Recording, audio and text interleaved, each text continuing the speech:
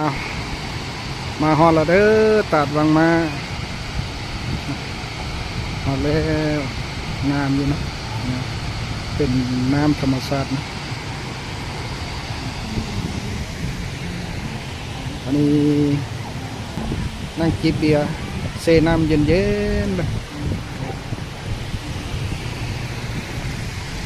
ฮอดแล้วตัดวังมางามงามงาม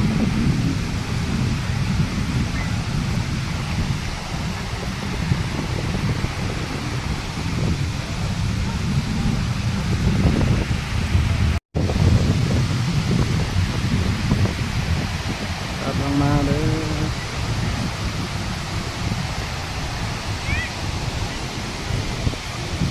น้ำเย็น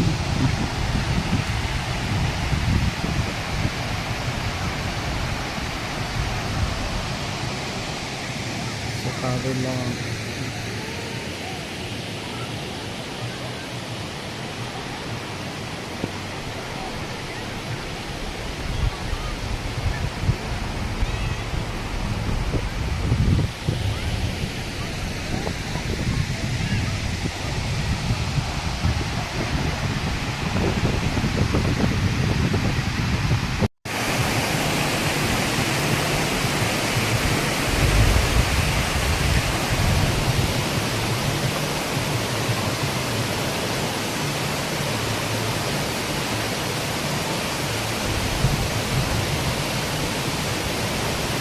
ที่ใจดี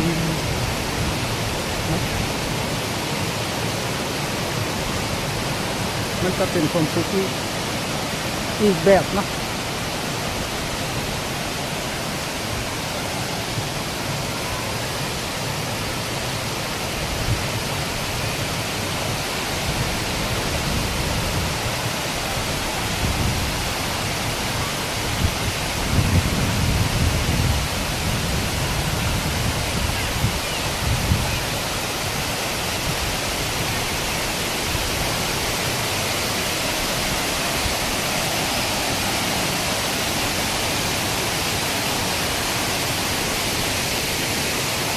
อันที่เห็นอยุลุ่มนี่นะมันเป็นตู้นะ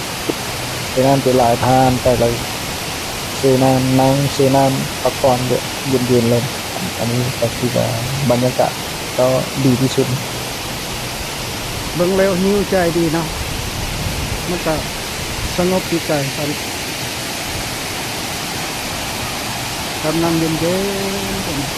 บอลน้ำตกลงมาประมาณ50-60 เมตรนะประมาณนี้ขอบตัวคลิปนะโดยเสียงน้ำตกที่เย็นจิตใจ